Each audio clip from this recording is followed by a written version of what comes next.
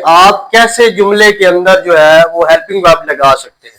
हमने इससे पहले डिस्कस किया बहुत सारे हेल्पिंग वर्ब, जैसे इससे पहले हमने इज एम आर को लगाना भी सीखा, वाज वार को सीखा। आज कंप्लीट थॉरली एक सेंटेंस के अंदर सब्जेक्ट को देखते हुए हम हेल्पिंग वर्ब लगाना सीखेंगे। बहुत सारे हेल्पिंग वर्ब हमारे पास है।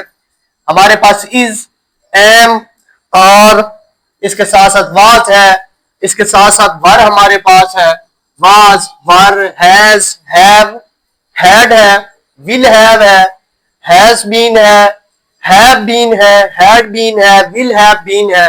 ये हमारे पास इसी तरह डॉट यानी डू और नॉट की कंस्ट्रक्शन, ये वाला हेल्पिंग वर्ब है। इसके बाद डजंट है, इसके बाद डिड नॉट है। इनको हम देखते हैं कि हम कैसे डिसाइड कर सकें कि यहाँ पे इज लगना है, यहाँ पे एम लगना है, यहाँ पे आपने डज नॉट लगाना है, यहाँ आपने डू नॉट लगाना है। ये सारी की सारी कहानी जो है स्टार्ट होती है आपके सब्जेक्ट से। आपने अपने सेंटेंस के अंदर सब्जेक्ट को देखना होता है और सब्जेक्ट को देखते हुए आपने हेल्पिंग वर्ब लगाना है। मैंने कहा सब्जेक्ट दो तरह के होते हैं, सिंगुलर एंड प्लूरल। यहां पे अगर मैं बात करूं जैसे शी वाज आ टीचर, वो एक उस्ताद थी। अब यहां पे मैंने वाज लगाया है, वर क्यों नहीं लगाया? इसी क्वेश्चन को सॉल्व करना है हमने। जब सीख लेंगे हम कि हेल्पिंग वर्ब जो है वो सेंटेंस के अंदर कैसे लगाने होते हैं। दो तरह की बातें करते हैं सब्जेक्ट को देखते हुए। जुमले का सब्जेक्ट आपको पता है कि सब्जेक्ट होता है और उसके बाद आपने हेल्पिंग वर्ब लगाना होता है, उसके बाद मेन वर्ब आता है और उसके बाद ऑब्जेक्ट आता है। ये सब्जेक्ट डिसाइड करता है कि आप कौन सा हेल्पिंग वर्ब आना है।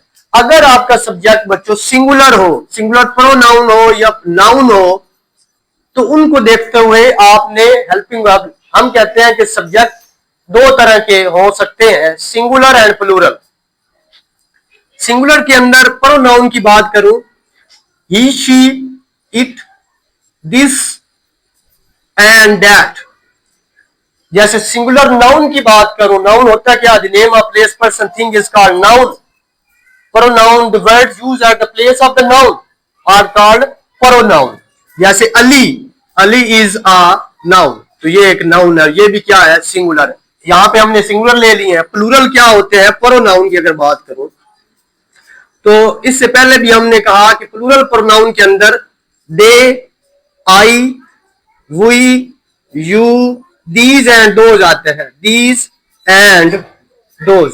अगर प्लूरल नाउन की बात करें जैसे अली एंड असलम आ जाए तो ये आपके पास प्लूरल कैटेगरी में आते हैं। यानी हमने कहा सब्जेक्ट दो तरह की हो सकता है। आपका ये जुमले का जो सब्जेक्ट है ये दो तरह का हो सकता है, सिंगुलर और प्लूरल, वाहिद और जमा। वाहिद और जमा, इनको देखते हुए हमने हेल्पिंग वर्ब लगाने होते हैं। और हेल्पिंग वर्ब जो है वो कंडीशन जमाने के लिहाज से प्रेजेंट के अंदर और लगते हैं, पास्ट के अंदर और लग रहे होंगे और फ्यूचर के अंदर और लग रहे होंगे। और जिस बच्चे को हेल्पिंग वर्ब लगाने नहीं आएंगे उसका जो है ग्रामर वो 100% नहीं होगी।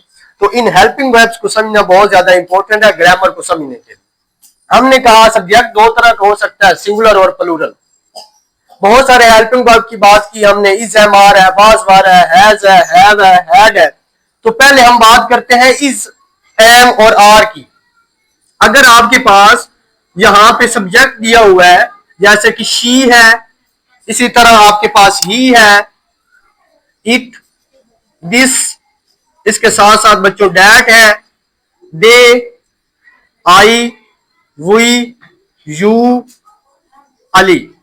अब आपको इससे क्वेश्चन पूछा जाता है कि इन सब्जेक्ट के साथ आप इज लगाएंगे, एम लगाएंगे, और किसके साथ आप इज लगाएंगे, किसके साथ एम लगाएंगे और किसके साथ आर लगाएंगे। आपने इस बेसिक कंसेप्ट के ऊपर आना है, सिंगुलर और प्लूरल। अगर आपका सब्जेक्ट सिंगुलर है, इज एम आर की बात कर रहा हूं, अगर आपका सब्जेक्ट सिंगुलर है तो आपको डिसाइड करना है कि where we have to put is, M और आर। तो आप ऐसा करेंगे जहां पे आपका सब्जेक्ट सिंगुलर होगा आप उसके साथ लगाएंगे इज, और अगर आपका सब्जेक्ट प्लूरल होगा तो आप उसके साथ लगाएंगे आर। मैं इज, एम और आर की बात कर रहा हूं, अभी मैं वाज, वार, विल, हैव उधर नहीं गया। सिर्फ आप अभी सीखे इज, एम, आर को कहां पे लगाना है। अगर आपका सब्जेक्ट जो है वो सिंगुलर है तो आप उसके साथ इज, प्लूरल है तो आप उसके साथ आर, और बच्चों आई आ जाए तो तो आपने आई के साथ लगाना होता है एम। ये है प्लूरल लेकिन आपने इसके साथ लगाना क्या है, एम। ये एक्सेप्शन मान लें, it's behave differently according to other subjects. I के साथ एम, इज एम आर आपने डिसाइड करना है। सिंगुलर के साथ इज, सिंगुलर है कौन से, ही शी इट दिस दैट और अली। प्लूरल के अंदर दे आई वो you these and those, Ali and Aslam. Singular के साथ इज, प्लूरल के साथ आर, आई के साथ एम। अब लगाते हैं कि हमने शी के साथ क्या लगाएं, इज लगाएं। क्यों, शी क्या है, सिंगुलर है। ही के साथ, इट के साथ क्या लगना है, डैड के साथ, दे के साथ, आई के साथ, वी के साथ, यू के साथ, आर के साथ। अब ही सिंगुलर है तो इसके साथ आप इज लगाएंगे। इट के साथ this, is, that, is, they, are, I, am. I के साथ क्या लगेगा, वही प्लूरल है लेकिन आप इसके साथ लगाएंगे यू। प्लूरल है आप इसके साथ लगाएंगे अली। क्या है, अली की सिंगुलर है और सिंगुलर के साथ लगा देंगे इज। वो सिंगुलर और प्लूरल का कंसेप्ट दोबारा से रीराइट करें, यही वाली लाइन जो सब्जेक्ट आपने लिए हैं। अब आपने डिसाइड करना है कि आप इसके साथ विल लगाएंगे या शेल लगाएंगे। अगर मैं मॉडर्न इंग्लिश की बात करूं तो एलिमिनेट कर दिया गया है शेल को। आपको शेल नजर नहीं आएगा न्यू बुक्स के अंदर, लेकिन बहुत सारी बुक्स हमारी ओल्ड पैटर्न को फॉलो करती हैं तो उसके अंदर आपको शेल मिल जाता है। आपका अगर मॉडर्न इंग्लिश की बात करूं तो जितने भी सब्जेक्ट हो, चाहे सिंगुलर हो, प्लूरल हो, तो आप उनके साथ विल लगा देंगे। एक बात, विल और शेल की चॉइस आ गई है कि किसके साथ विल लगाना है और किसके साथ शेल लगाना है।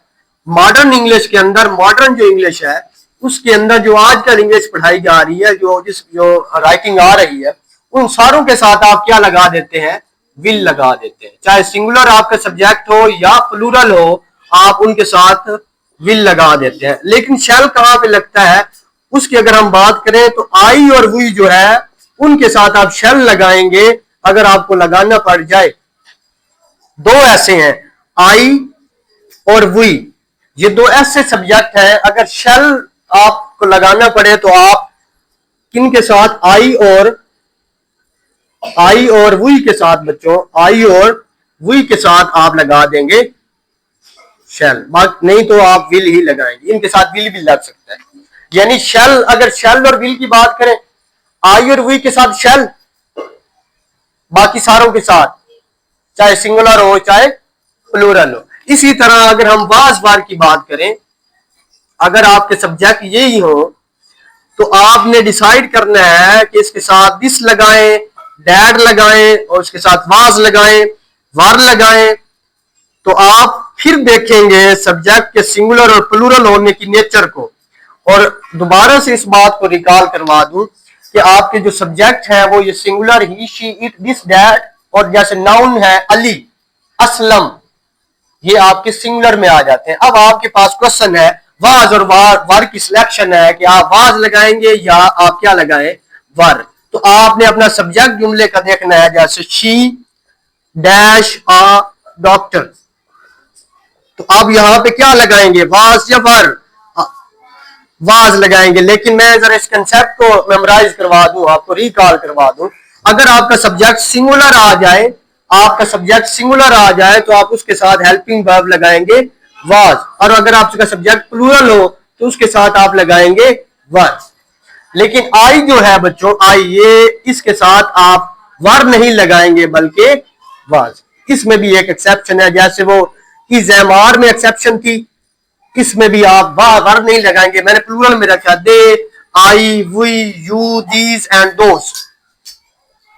तो आप दोबारा से सिंगुलर के साथ, जो सिंगुलर है उनके साथ वाज और प्लूरल के साथ वर। अब शी आपके पास सिंगुलर में आ जाएगा सब्जेक्ट में, तो आप इसके साथ लगाएंगे वाज, और जैसे प्लूरल आएंगे शी के साथ वाज, ही के साथ वाज, इट के साथ वाज लगा रहे हैं, इसके साथ भी वाज, डैड के साथ वाज और दे के साथ वर। इसके बाद आई के साथ बच्चों लगाना है आपने वाज। मैंने यहां पे ये बात एक्सप्लेन करने की कोशिश की है, ये एक्सेप्शन है प्लूरल कैटेगरी में। प्लूरल कैटेगरी में कौन कौन से आएंगे भाई, they, I, we, you, these and those।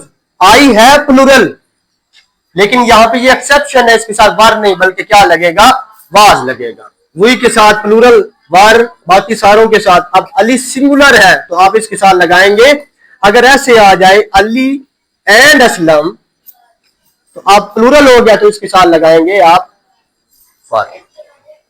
इसी तरह अगर हैज हैव की बात अगर आप करें कि किसके साथ आपने हैज लगाना है और किसके साथ आपने हैव लगाना है, तो ये दोबारा से अगर आपके सब्जेक्ट दिए जाते हैं तो आपने क्या करना है, सब्जेक्ट के सिंगुलर और प्लूरल होने को जिसका पता चल जाए ना कि ये सब्जेक्ट सिंगुलर है या प्लूरल है, तो उसको हेल्पिंग वर्ब जो है सिलेक्ट करना आसान हो जाते हैं।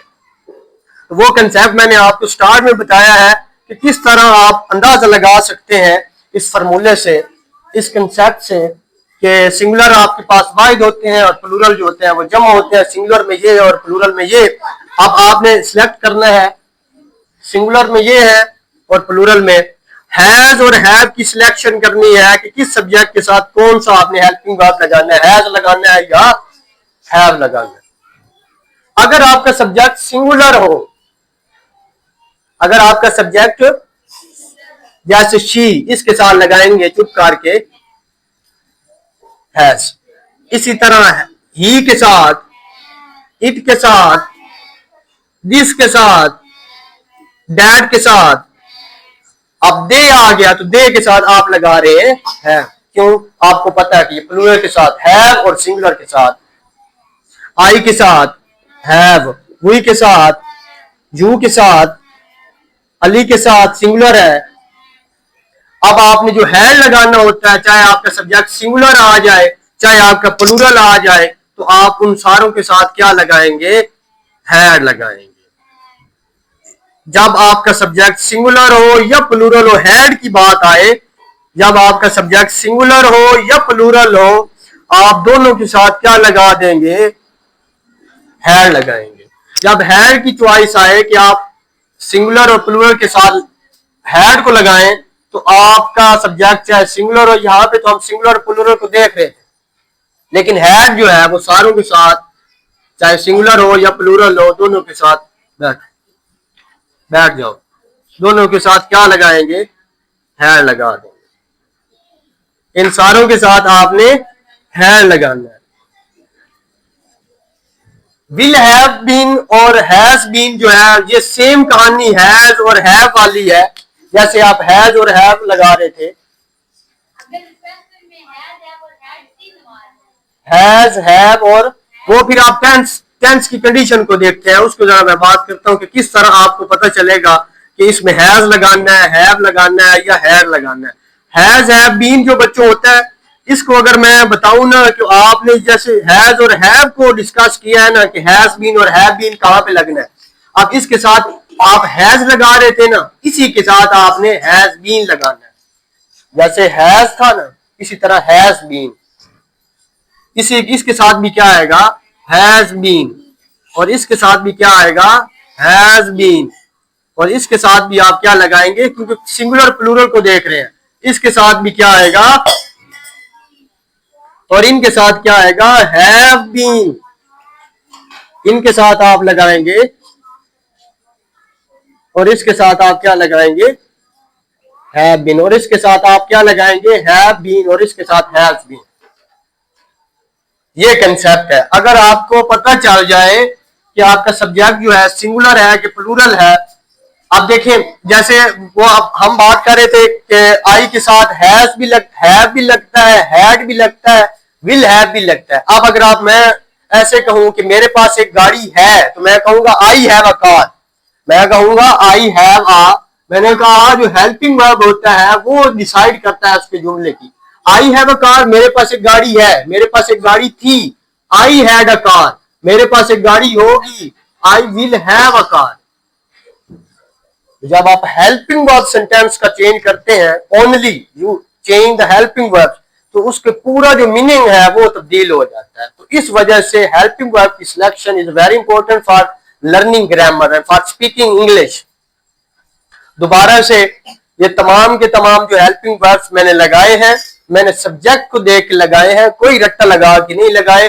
कि मैंने मुझे ये कैसे पता चल गया कि आई के साथ है। मैंने एक कंसेप्ट बनाया कि सिंगुलर अगर आपका सब्जेक्ट आ रहा है तो आप उसके साथ लगाएंगे हैज, और प्लूरल आए तो उसके साथ हैव लगा देंगे। तो ये कहानी है हेल्पिंग वर्ब की, इसको लर्न करें, उसको राइट करें, तो definitely you will improve your English.